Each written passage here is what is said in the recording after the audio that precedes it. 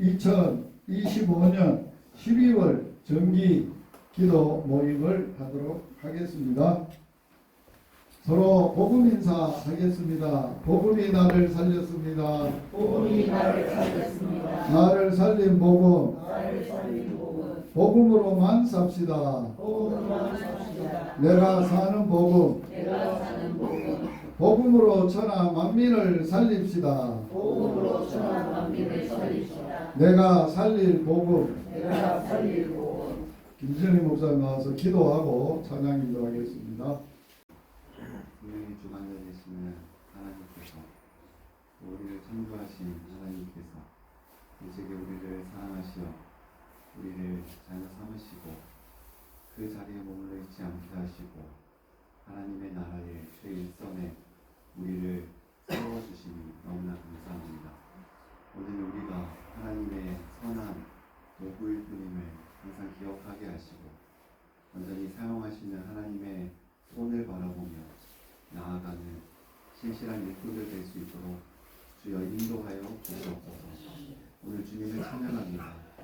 하나님, 모든 악기가 무대에 앞서 조율하듯 언제나 하나님께 나아가기 앞서 찬양으로 우리의 마음을 조율해 주시고 오직 하나님만을 바라보며 우리의 모든 것 내려놓는 시간 될 수 있도록 주님 축복하여 주시옵소서. 홀로 찬양받으실 우리 주 예수 그리스도의 이름으로 기도 올리옵나이다. 아멘.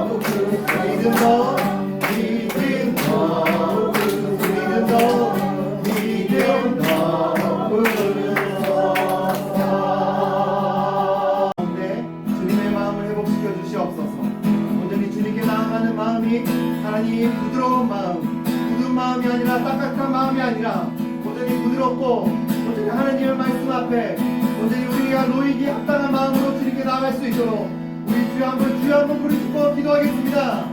주여!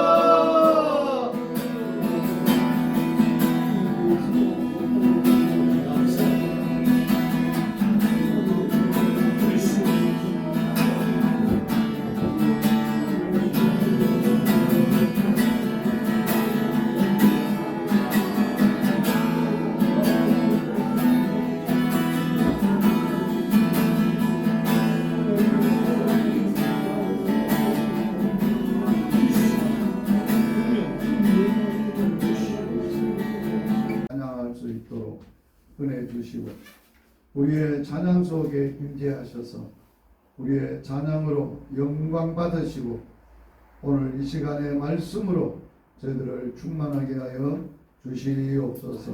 예수님 이름으로 기도드리옵나이다. 아멘. 하나님의 말씀입니다. 디모데후서 1장 3절에서 8절 말씀. 제가 한 절, 여러분들이 한 절 봉독합니다. 내가 밤낮 간구하는 가운데 쉬지 않고 너를 생각하여 정결한 양심으로 조상적부터 섬겨오는 하나님께 감사하고 내 눈물을 생각하여 주 보기를 내 구원하여 이는 내 속에 거짓이 없는 믿음이 있음을 생각함이라. 이 믿음은 먼저 내 외조모 로이스와 내 어머니 유니게 속에 있더니 너 속에도 있는 줄을 확신하노라. 그러므로 내가 내 안수함으로 내 속에 있는 하나님의 역사를 다시 불릴듯하게 하기 위하여 너로 생각하게 하노니 하나님이 우리에게 주신 것은 두려워하는 마음이 아니요 오직 능력과 사랑과 절제하는 마음이니. 그러므로 내가 우리 주를 전한과 또는 주를 위하여 상관하지 않은 나를 부러워하지 말고 오직 하나님의 능력을 따라 복음과 함께 고난을 받으라. 아멘.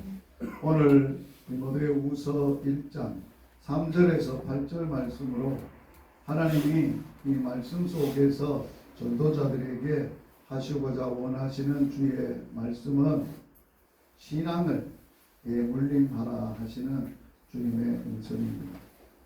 한번 따라서 합시다. 신앙을 대물림합시다. 신앙을 되물림합시다. 오늘 디모데후서는 사도 바울이 로마에 오게 두 번째 투옥 중에 기록한 편지입니다. 특별히 순교가 임박한 상황, 그걸 직감하고 이제 자기야 전체로 부은 바가 되고 떠날 기약이 가까웠음을 직시하고 영적 아들이 디모데에게 남기는 유언적 말씀이기도 하고 또 복음으로 나왔던 아들 디모데는 에베소 교회를 목회하는 목회자로서 그에게 보내는 목회 서신입니다. 오늘 본문 속에서 그 편지에 사도 바울은 디모데를 향하여서 복음으로 나왔던 아들 디모데를 생각하면 너무 어리고 맞고 사역하는 에베소 교회는 대단하고 문제가 많고 어려움이 많고 그런 가운데 복음의 아비가 되는 사도 바울 자신은 투옥이 되어 갇혀 있고 이런 상황 속을 직감했던 아들에게 하나님 앞에 감사와 격려와 권면의 메시지를 하고 있는 부분이 되겠습니다. 오늘 본문을 우리가 생각할 때에 바울의 입장에서 바울이 처한 상황을 우리가 잊어버리지 말아야 합니다.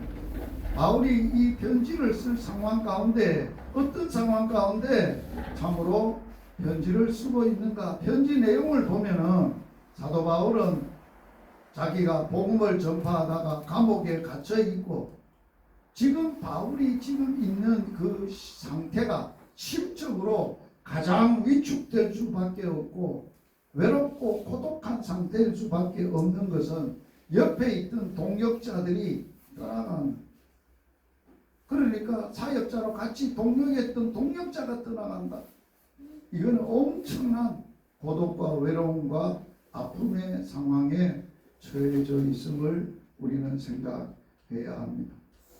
그뿐만 아니라 자기가 처한 상황 가운데 이제는 죽을 것이 임박함을 알고 있고, 이 내가 죽고 나면 내가 지금까지 사역했던 이 복음 사역을 대물림을 받아야 될 복음으로 나왔던 아들 디모데는 에베소 교회를 하고 있는데 만만치를 않으니까, 그래서 그 절박한 심정을 가지고 아들 디모데에게 편지를 쓰고 있는 상황입니다. 이 편지를 받아야 되는 디모데의 상황은 어떤가요? 디모데의 상황은 에베소 교회를 섬기고 있으나 에베소 교회 안에 거짓 교사들의 도전이 만만치를 않았어요.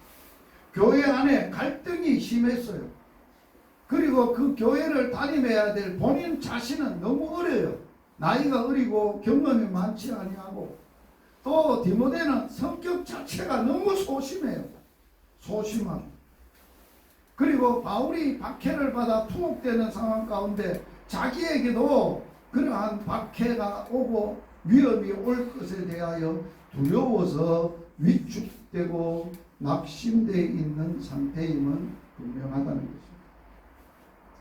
특히 사도 바울이 로마 옥에 죄수로 갇혀있는 현실이 복음의 아들 디모데에게는 심적으로 상당한 부담과 두려움을 줬던 현실임을 직시하고 오늘 본문을 묵상해야 되겠습니다. 바울은 디모데를 생각하면서 하나님 앞에 감사를 하는데, 무엇 때문에 감사하냐? 자기는 옥에 갇혀 있고 복음을 대물림 받아야 될 안을 생각하니까 만만치도 않고, 그런데도 하나님 앞에 감사한 것은 자기가 가지고 있는 믿음, 복음적, 영적 유산, 믿음, 이 믿음이 아들 디모데에게도 있다는 것을 생각하고, 그 디모데에게 있는 그 믿음을 생각을 나게 하고 다시 불릴 듯 일으켜 세워서 어떤 핍박이 오더라도 복음의 그 능력으로 감당할 수 있도록 하기 위하여 하고 있는 말씀입니다. 특별히 3절에서 5절의 말씀에 보면 사도 바울은 감옥 속에 갇혀서 감사를 하는데 끊임없이 디모데의 복음 사역을 위해서 기도하고 있다 하는 것을 말씀하면서, 특별히 디모데에 있었던 믿음에 대해서 세 가지를 디모데에게 생각나게 하고, 그 세 가지의 믿음의 요소들, 믿음을 대물림하고자 하는 것을 강조하고 있는 메시지. 첫째는 디모데를 생각하니까 디모데 속에 눈물이 있었다는 거예요. 이 눈물이 어디서부터 있었냐? 외조모에게도 있었고 엄마에게도 있었고 네 속에도 내가 너를 눈물이 생각한다. 디모데 너 생각하면 눈물이 생각이 난다. 그 눈물. 그럴 뿐만 아니라 조상 외조모로부터 3대에 이르러서 어머니로부터 자기 속에 3대째 너 속에 있는 깨끗한 양심, 거짓 없는 믿음, 이 세 가지를 바울은 디모데에게 일깨워주고 있어요. 왜 그럴까요? 바울이 그 디모데가 그 믿음만 붙잡고 사역자로 살면은 감당하지 못할 일이 없다는 거예요. 그래서 그걸 다시 한번 불릴 듯하게 하고 있는 내용입니다. 디모데가 혼자가 아니라 너는 계보를 이어서 믿음의 대를 이어서 3대째 강력한 복음의 능력과 그 믿음이 사람임을 일깨워주고 있다. 너 보통 사람 아니야. 믿음의 당대도 아니고 금방 내한테 복음을 받아서 네가 믿음의 첫대가 아니고 너 외조모로부터 어머니로부터 나를 통해서 너에게 주어졌던 그 믿음이 있다 하는 것을 강조하고 있습니다. 바울이 물려받았던 믿음은 첫째는 청결한 양심입니다. 헬라어의 원어를 보게 되면은 카타라라는 것은 깨끗하다, 정결하다, 섞이지 않았다 그런 단어이고, 슈네이테시라는 단어는 도덕적 판단의 자리, 특별히 하나님 앞에서 내면에 하나님의 음성을 들을 수 있는 곳, 그게 신앙 양심. 하나님의 율법 이외에 모든 사람들에게 하나님을 알 수 있도록 양심을 줬다는 거예요. 그 양심이 죄로 말미암아 더러워지고 파괴되어지고 깨끗하지 않고 더러워진 양심을 가지고 사는 인생들이 정결한 양심으로 살아요. 이 정결은 믿음으로 말미암아 우리 속에 새롭게 되어지는 역사가 있어야 된다. 어떻게 우리의 더러워진, 죄로 인하여 더러워진 양심이 정결하게 될 수 있느냐? 예수의 보혈로 씻음을 받았어요. 죽었던 양심이, 파괴되고 더러웠던 양심이 정결하고 깨끗한 양심으로 살아나게 된다는 거예요. 정결한 양심은 죄가 전혀 없다는 뜻이 아니라 하나님 앞에서 숨기지 아니하고 회개를 통해서 말씀과 복음을 통해서 다시 살아난, 정직하게 살아난 진앙 양심, 그 상태를 말씀하고 있습니다. 두 번째 유산은 거짓 없는 믿음이라고 했습니다. 오늘 여러분들, 우리가 어떻게 거짓 없는 믿음은 어떤 것이냐? 아무 보지 않을 때도, 아무도 안 봐도 내가 홀로 있어도 나는 주님을 따르고 있는가? 두 번째 기준, 내가 손해가 와도 나는 주님을 선택하고 복음을 선택하는가? 세 번째 기준, 자녀와 제자 앞에서도 내 신앙은 일관되는가? 내가 가르치는 제자들이나 자식들 앞에서도 내 신앙은 여전하고 일관적인가? 그럴 뿐만 아니라 위선 없이 삶 전체로 예수 그리스도를 신뢰하고 따르는 진실한 믿음. 그래서 제가 거짓 없는 믿음을 도표로 만들었어요. 자, 거짓된 믿음과 그 정직한 믿음, 어떻게 구별할 수 있고 어떻게 구별이 되느냐? 앞에 세 가지를 제가 기준을 제시했지만은 그 기준을 다시 한번 보면, 거짓 믿음을 가지고 사는 사람들은 어디 앞에 사느냐? 사람 앞에 살아요. 사람 보기에 어떠하냐? 그 체면 때문에 사는 사람들이에요. 그러나 정직한 믿음은 사람 앞에서가 아니에요. 하나님 앞에서. 하나님 보시기에 어떠냐? 그럴 뿐만 아니라 위기에 닥치게 되면, 위기가 오게 되면 위기 앞에서 거짓의 믿음은 침묵해버려요. 힘을 못 써요. 묵살을 떼요. 그러나 정직한 믿음은 고난이 앞에서도 더 당당하게, 더 분명하게, 더 확실하게 자기의 신앙을 다잡는 그러한 믿음. 거짓의 믿음은 말은 많고 삶은 적어요. 약해요. 그런데 정직한 믿음은 말은 적고 삶이 많아요. 앞에서 예를 들 것 같으면 이런 얘기예요. 바리새인들은 말은 잘하는데 살지를 않으니까 바리새인이 하는 말은 지켜 행하되 그들의 삶은 본받지 마라. 이게 위선이에요. 거짓의 믿음이에요. 그러나 예수님은 행하시고 가르치시기를 시작하신 분이 예수님입니다. 말이 아니라 먼저 삶으로 가르쳤다. 그 말. 말은 적고 삶으로 우선적으로 가르치는 믿음. 거짓 믿음은 편할 때, 평안할 때는 잘 믿어. 그런데 어려우면 도망가. 사라져버려. 믿음이 없어. 그런데 정직한 믿음은 손해가 보더라도 그 믿음을 잃지 않고 지켜낸다는 거예요. 이게 오늘 우리에게 주는 메시지. 거짓 없는 믿음. 그러면 세 번째로 그 믿음의 유산이 뭐였느냐? 눈물이라고 했어요. 눈물. 디모데에게 눈물이 있는데 그 눈물이 어떤 눈물이었느냐?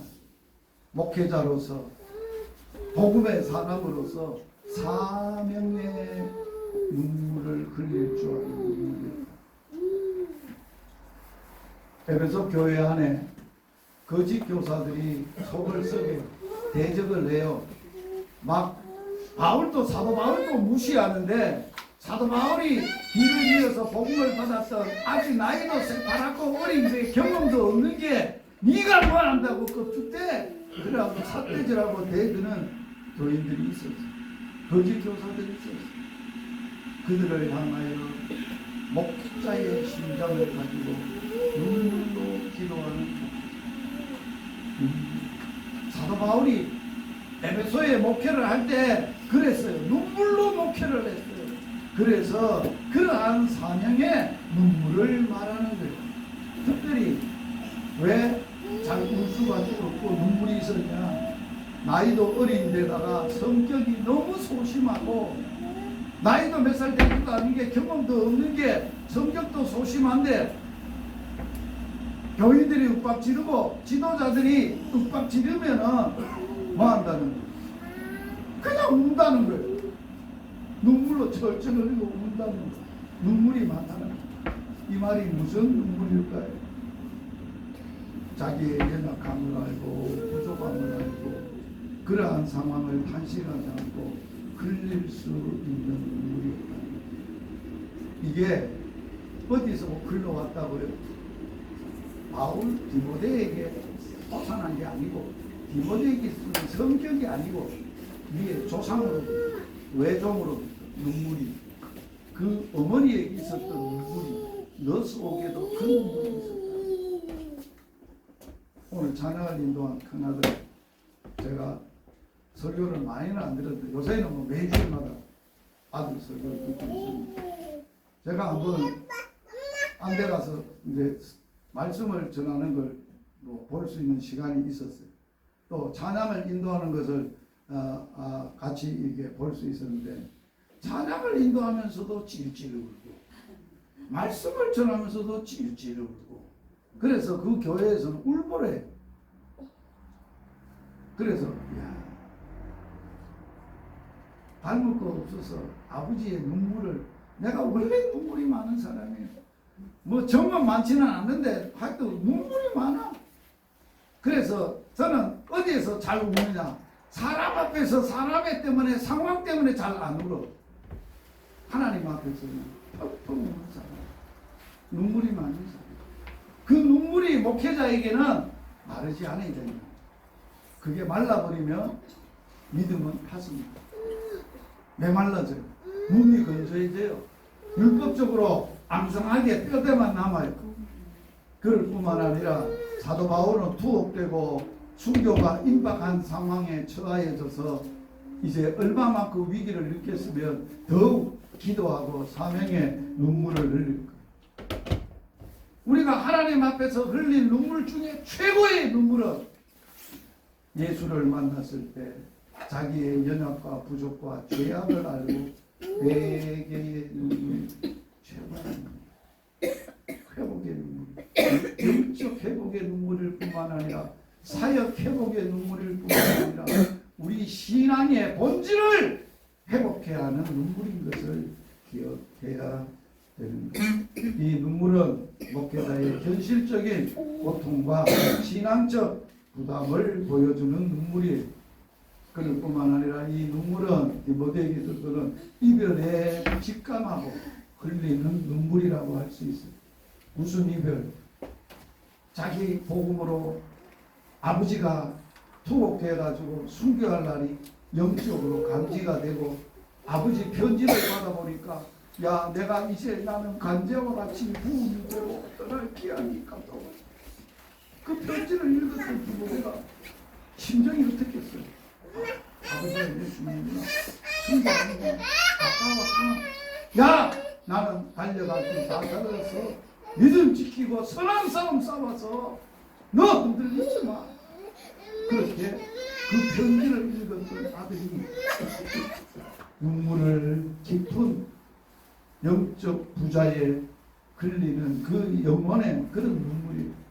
이런 눈물이 조상으로부터 우리가 그래서 가장 눈물이 많을 때가 어떨 때냐? 하나님을 만나기 직전에, 하나님을 만나는 날에 가까우면 가까울수록 눈물이 더 나요. 눈물이 많아야 된다는 거예요. 그리고 디모데는 영적 아버지를 떠나보내는 아들의 마음에 그 눈물. 저는 복음학교를 하면서 유서를 쓰게 하고 제 유서도 썼습니다. 그리고 아들이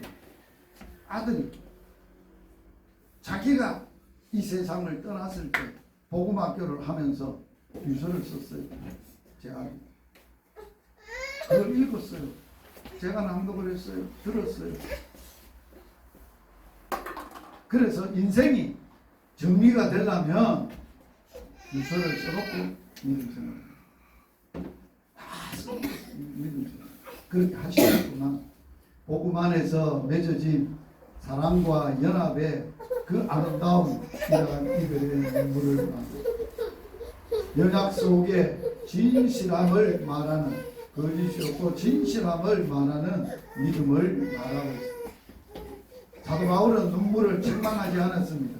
오히려 그 눈물을 기억하고 너 보기를 원한다고 오늘 본문에 말하고 있습니다. 디모데의 눈물은 믿음이 없어 흘리는 눈물이 아니라 진실하고 순전한 믿음의 표현이었음을 강조하고 있습니다.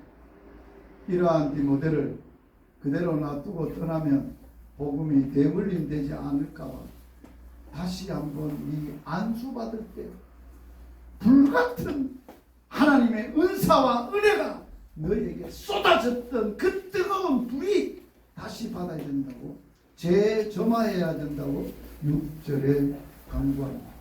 너 안수받을 때 하나님의 은사를 다시 누릴 듯하게. 디모데 안에 이미 주어진 사명의 은사가 다시 한번 두려움과 환경 때문에 식어가고 약해지고 있는 그걸 전제하고 다시 불릴 듯하게 일어나라 라고 말씀하고 있는 거예요. 바울은 은사가 사라지는 것이 아니라 다시 불타올라야 될 상황이고 상태임을 강조하고 있습니다.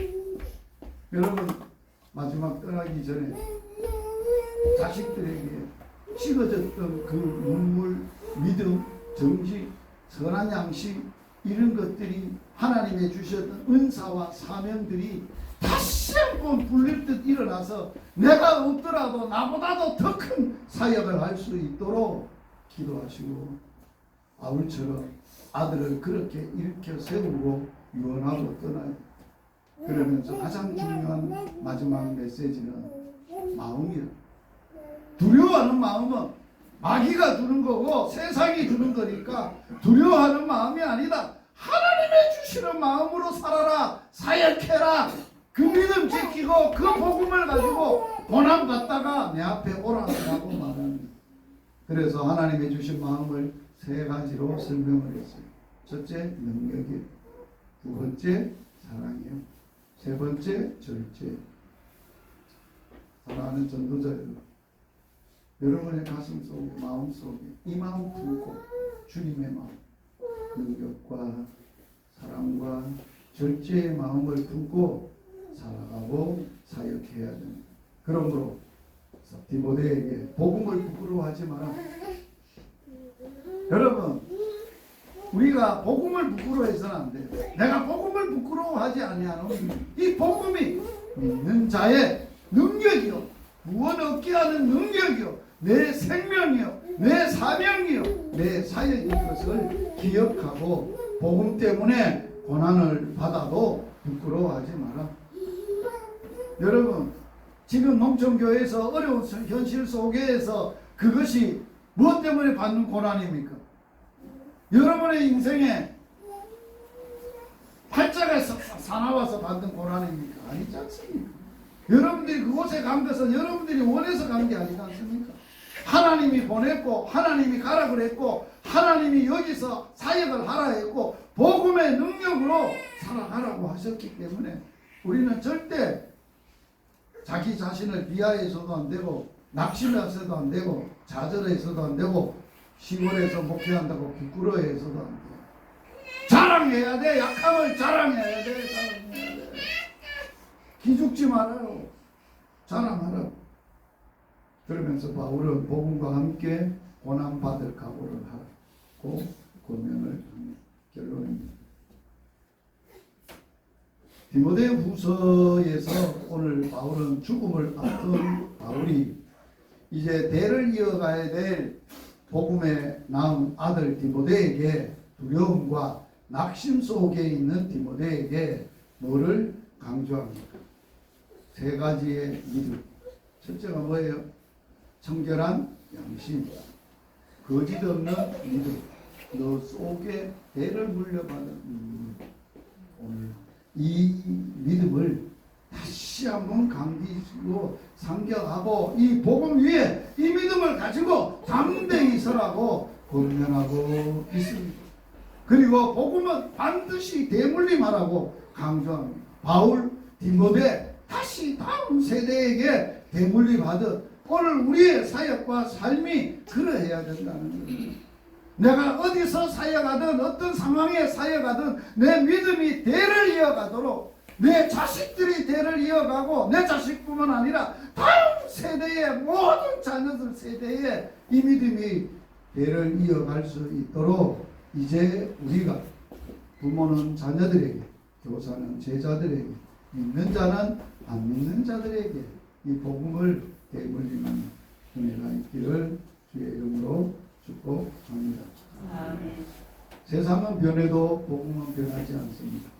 오늘 우리는 기도와 헌신을 통해 다음 세대가 복음 위에 굳건하게 설 수 있도록 오늘 본문 가지고 기도하고자 하는 내용을 알려드리도록 하겠습니다.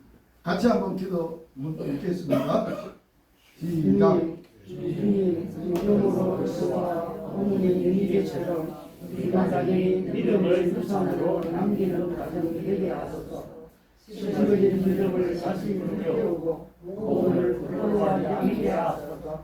우리를 통해 다음 세대가 예수 그리스도를 위하옵소서. 주여 외치고 통성으로 이 말씀 붙들고 사역하고 살 수 있도록 기도하겠습니다. 주여! 주여! 하나님 아버지 은혜와 사랑을 감사함을 드리옵나이다. 오늘도 종들을 부르시고 함께 말씀 앞에 세우시고 하나님 아버지 이 말씀 속에 우리들에게 주의 음성을 듣게 하시고 믿음을 대물림하라 하셨습니다. 오늘 하나님 아버지 디모데에게 물려준 내 이 믿음 외좀 모로이스와 어머니 유리게처럼 우리의 믿음의 가정을 또 믿음의 유산을 자녀손들에게 그렇게 대물림하는 믿음의 가정들로 사역자들로 복음의 가정들로 세워주시옵소서. 식어진 믿음을 다시 불태우고 불릴 듯 일어나도록 주여 역사하여 주옵소서. 복음을 부끄러워하지 않게 하시며 오늘도 우리를 통하여 다음 세대가 예수 그리스도를 믿는 믿음으로 일어서고 사역하여 나갈 수 있도록 주님 축복하여 주시옵소서. 예수님 이름으로 기도드리옵나이다. 아멘. 전 목사님 나오셔서 기도해 주십시오. 오늘은 식사가 12시에 쿠쿠에서 혁신도시 쿠쿠에서 방을 예약을 해놨습니다. 가서 제 이름을 대고 방 예약한 대로 가시면 되는데 여기서 이동하는데 한 20-30분 걸리니까 우리가 여기서는 할 수 있으면 30분이나 35분에 출발할 수 있도록 마무리할 수 있도록 기도에 인도해 주시면 감사하겠습니다.